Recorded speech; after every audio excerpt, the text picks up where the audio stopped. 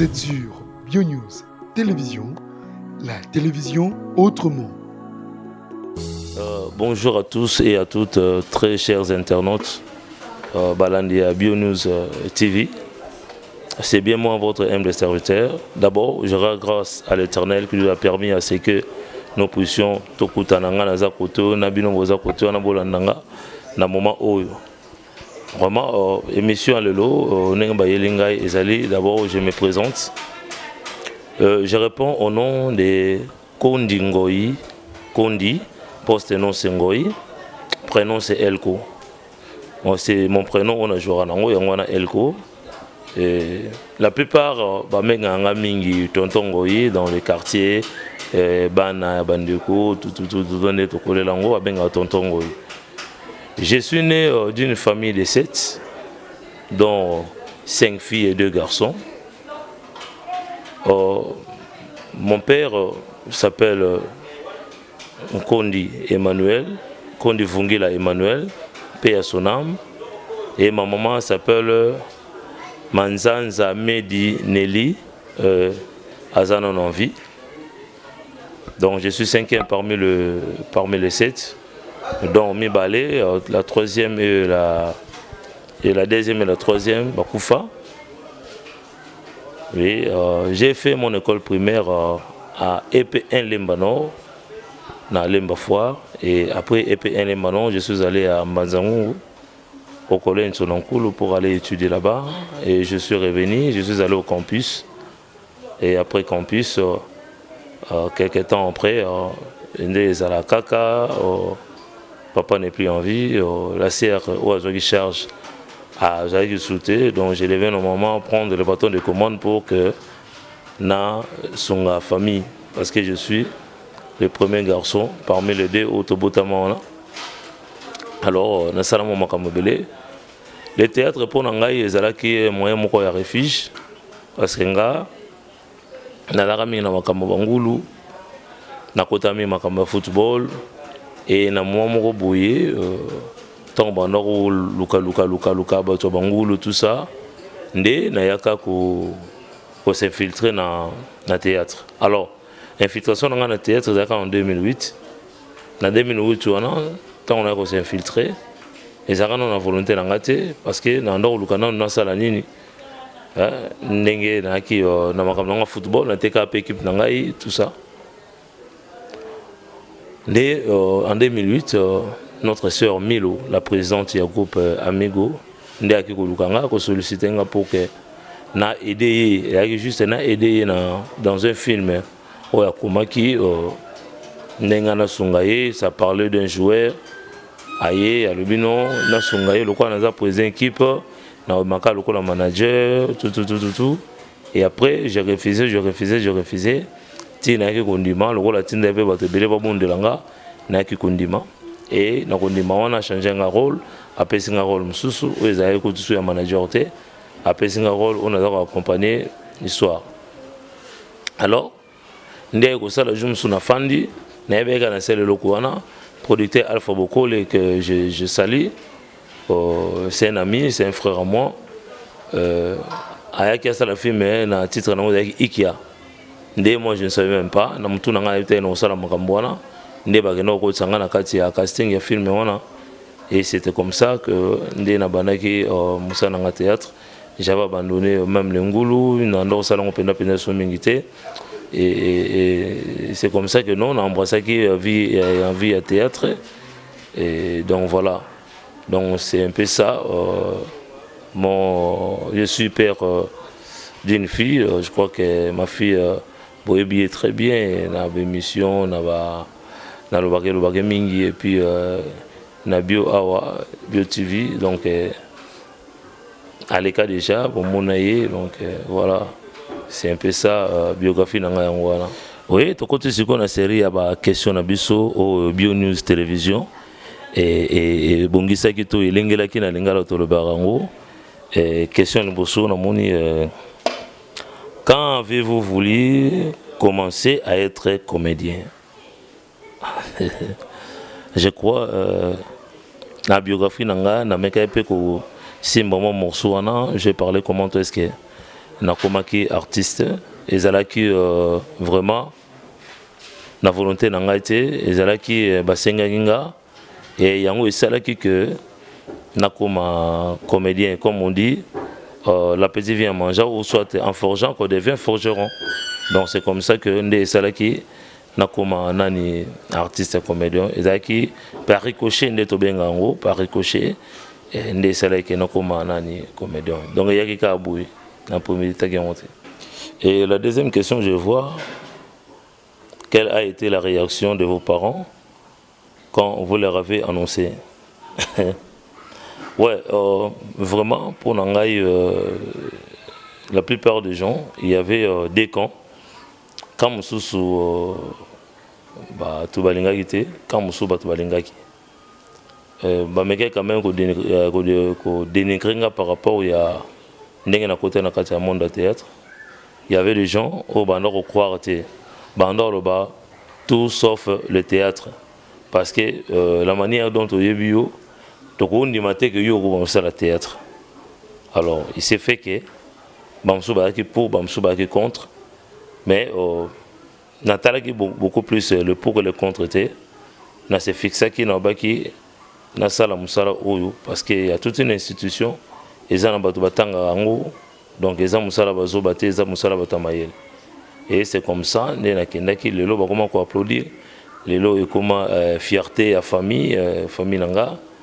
Il y a même ma famille, ma petite sœur bande nanga ba siso balobi ke wana azaka frère nanga ba bino tumon. Donc c'est comme ça. Il y a des cousins aussi, il y a des amis. Oh l'aime sous soir balobi que non oh elle kouana c'est un frère à moi. Biso na bango de talana bandako. Biso ngana et moi camarade nga bo moi na balobana e en tout cas rien tu as menti. Et donc balobana bena que no kosi et la plupart des gens tout le temps non mon nga ba bia yeuta ane na poto ndaya ya neka ko tourner donc ba fumer na ye. Donc voilà. Donc il y avait deux camps, il y avait ceux qui étaient pour et il y avait aussi ceux qui étaient contre. Mais le lot bah kota na kati ya ba se joignant ba comme le romoko ba comme pour on salon na salaka. Il y a un beaucoup là, il y a un les savons. Merci. Et la troisième question, quelle qualité faut-il avoir pour être un bon comédien? Tout d'abord, Moussala Oyo, c'est que moi j'ai compris, et ça Moussala Bazobate, et ça Moussala Batamaïl. D'abord, il faut que la tête et ça la peine bien. D'abord, la première des qualités, et ça Moutou. Moutou Nayo, ça fonctionne bien. C'est-à-dire tous allez ba oyo ba robenga biso ba éducateur ba masse ba leader ya ba opinion photo ya ba eloko nini to kopesa na public ko etala biso. La première des qualités c'est d'abord l'intelligence. S'il n'y a pas l'intelligence au kosala musalo te au moins on dirait que non on sala sur l'oni nango nazo patojaka tout mais la bonne des qualités d'abord, c'est l'intelligence. Si tu as l'intelligence, tu vas comprendre ce que tu fais. Si tu as l'intelligence, tu vas aussi aimer le travail que tu fais. Si tu as l'intelligence, tu vas considérer d'abord ce que tu es en train de faire. Donc voilà ma réponse par rapport à la question de Bino Boutouni. Il y a une autre question. Quels sont les avantages dans ce métier? D'abord, pour moi, avantage est le bosso et salut que et créer la relation. Yami balé et valorisanga et yami satu et futaranga. Donc si on a bien futaranga parce que travail union surtout les arana li futi nango arana salaire nango. Donc c'est comme ça. D'abord, ce que nous devons savoir. Toyeba na kana batute, toyeba kana ba famille mosusute mais aujourd'hui toyeba na ba famille wana batwana toyeba na bango. Bamoussou bengaka pour nos conseils, Bamoussou bengaka pour nos orientations, Bamoussou bengaka pour nos félicitations, Bamoussou bengaka pour nos critiquer, Bamoussou bengaka pour nos finga, Bamoussou bengaka pour nos donc batunyo suana na komisa bango famille nanga le monde de théâtre pesanga famille nsu ya sika avantage on a na openza ba relation wana eza penda plus que mbongo par rapport à musalo na osala. Merci, avantage dans la. Et une autre question posée, existe-t-il des inconvénients dans votre métier? Oui, ça ne manque pas. ezanga te musala nyuso ya ba inconvénient nango. Parmi les inconvénients, tout le monde a penza, ils manque de site. D'abord, on aime tout, ils ont un inconvénient penza. Il y a ma casse pour Nabiso parce que tous en site approprié par rapport à scénario tout ça. C'est-à-dire, tant barobina mutua bengue patron, il faut vraiment battre l'anda kouana au azako utiliser. Est-ce que zanda ko penda enseigner na patron tout est?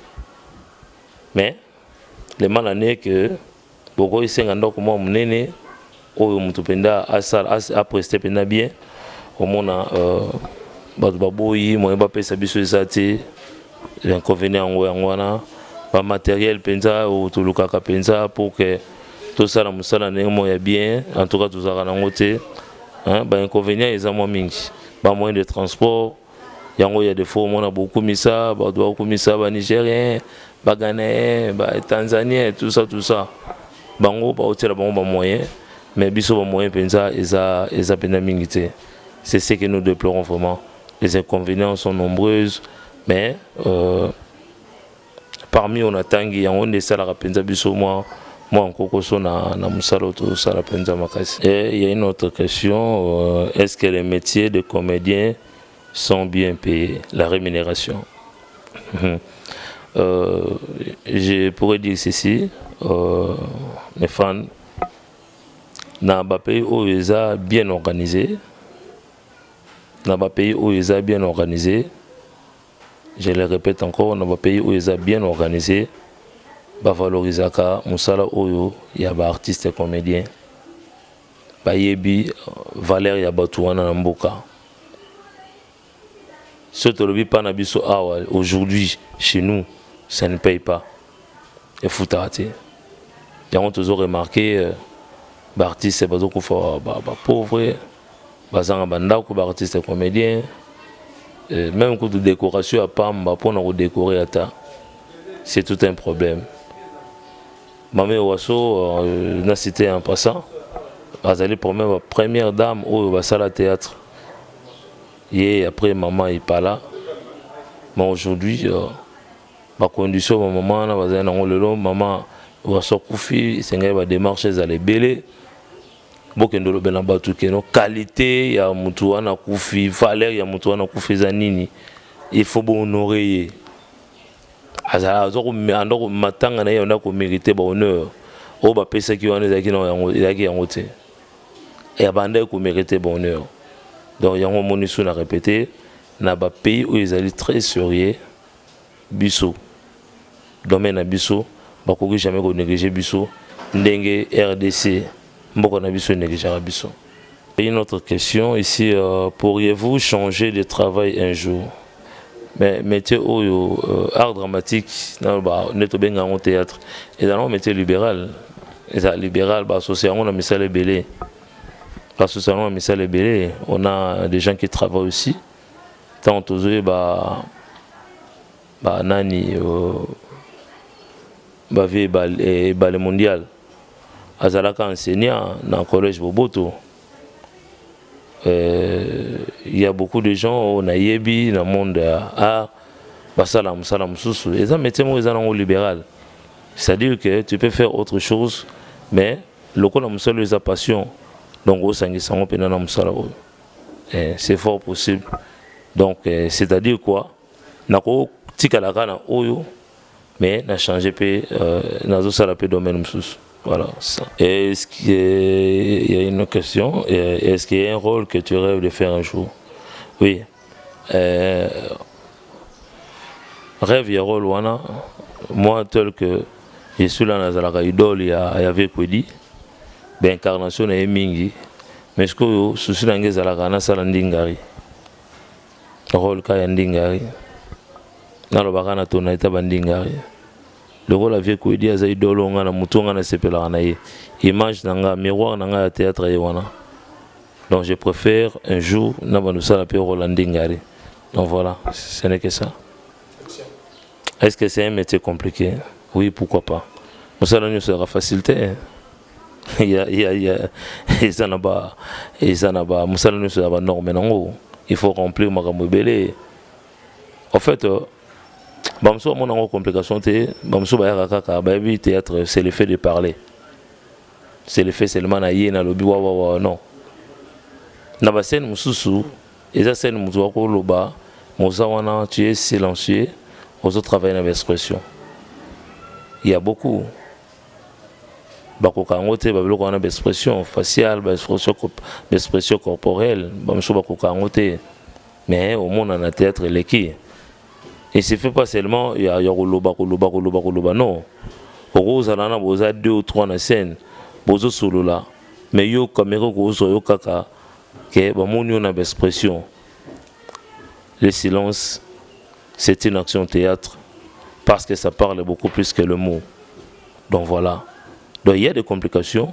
Oh, biso sengé, tout ça la perfection. Mon inné tout ça là tel que nous le faisions. En tout cas, moi bah biloko moi mingi zangara. Et belé penser zangara biso. Yango na comprendre que biloko lokwa to rupaka ngo to lekisa ngo yango ndeza ba complication. Na question bino motoné.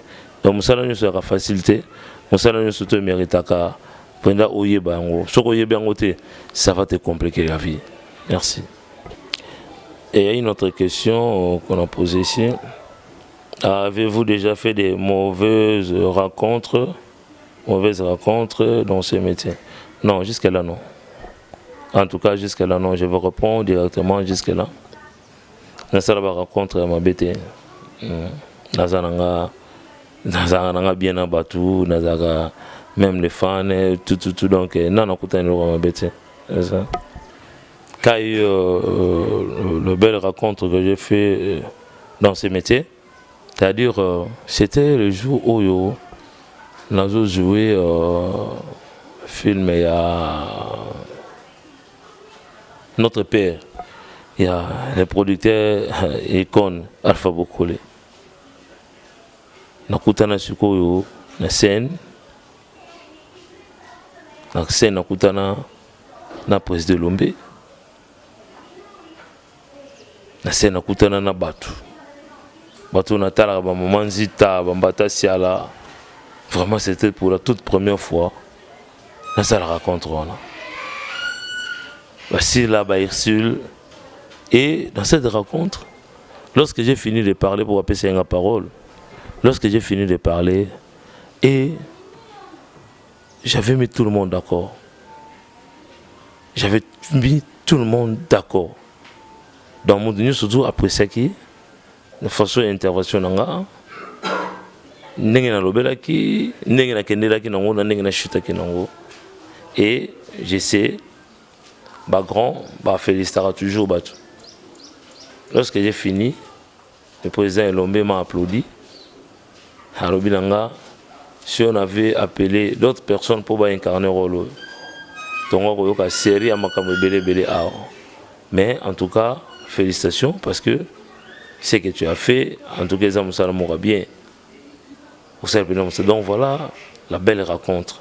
Où on a la salle à penser jour, on a la scène, on a battu on a news tout, et ça l'a pension. C'est ça. Est-ce qu'il y a une histoire peux-tu nous raconter? Bon. Et par rapport au tournage quand des Alaka.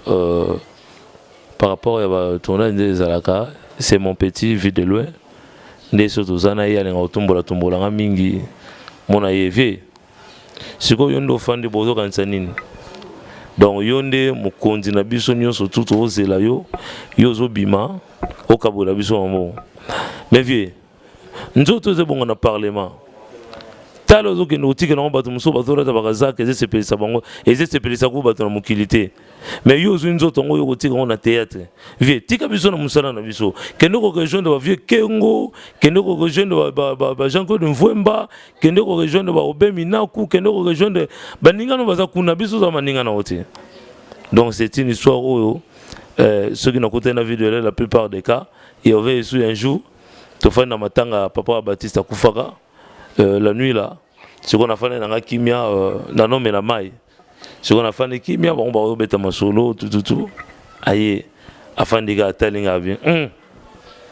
modèle ofandi lo basiko lobi na tongo ezala ndenge ni na leisa bato nyonso tu bafandi na melisa bato nyonso tu bafandi donc matango eza ya ngai bazela ngai donc ngai ne mnosonga bon donc voilà un peu les histoires que vu de loin azala nango so akuta na ngai donc en tout cas na sepene mingi na ba question na bino botindeli ngai botuni ngai na répondre bino ceux qui peuvent répondre ngo ndenge sengelité en tout cas bo tunanga kaka na Bio News télévision bo lubana bango a répondre bien té et c'est ka bo bien té c'est ka bo bien té donc je suis là à votre entière disposition, je suis votre artiste, je suis votre acteur, je suis votre serviteur nazaka wana pour on s'appelle Sabino naza wana kaka pour on Sabino éducation ya makambo tuzanango bozaka nango pour ça.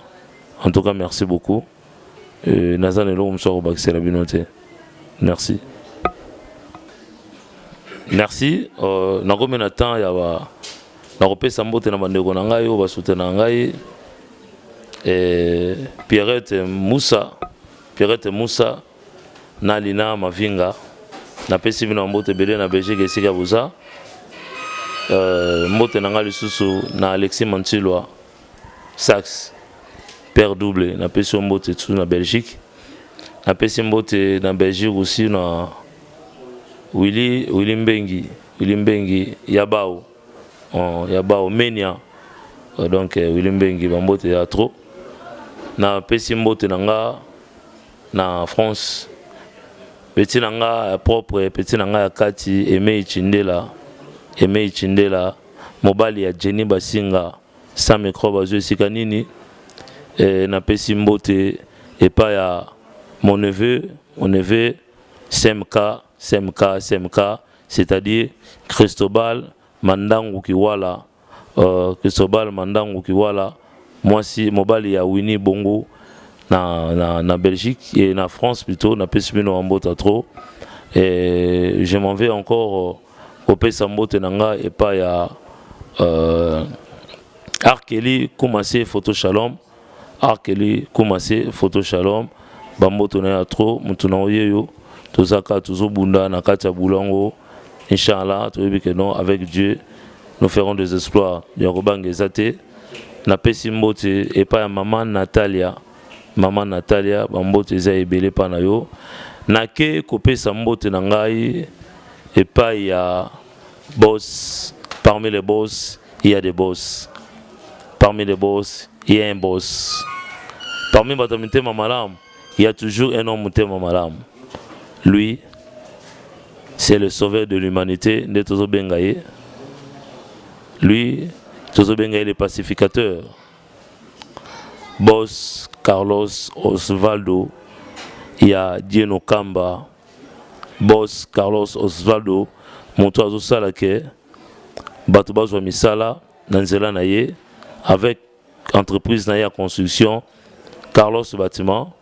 Na peso ambota trop na ozo sala oloba na tanga kombo te mais na ana choité il faut qu'on atanga kombo donc na ana choité mbote na ngai ebele Angela Meza na Canada mbote na ngai ebele Angela Meza na Canada Meza ba champagne bambota to pa na yo na pesi mbote na vie na nga dengo mudada ko photocopie na nga na Londres vie dengo mudada ya Roger Mudada Yonde Roger Mudada na Londres na peso mbote belé bambote ya trop na batu vraiment tout o ba soutenir nga na loba musala oyo epesa ba relation mwana moso lingana tanga kombo na ete mwana moso soutenanga mwana moso oyo asala mingi aboya na tanga kombo na ye nazaka na problème moko ma sœur était malade famille te nanité on tape ça yo $1000 au sala au songande kona ya nini opération au senga payete au betele matolote non nzambe nanga pambolo ya trop olingano na loba kombo na ote na pesi mbote na Jonathan Ngana la tête bien faite Ngana l'homme intelligent ngana les surdoués famille ngana mobimba ya Géry genongana na pesibino ambo de trop Gabi Boka loboko epesa bakata ngote motema malamu babota mana ngoka toujours nyonso to sala ça me va droit au cœur na yebi na losambo na otika ka oti na Jonathan ngana na losambo na otika binote vraiment vous êtes tellement nombreux ceux qui n'ont pas bosani yo et ça la peine passe Doudou Ntakala mon patas DG infinitif une femme forte une femme capable une femme de valeur Yonde jamais na bosana merci.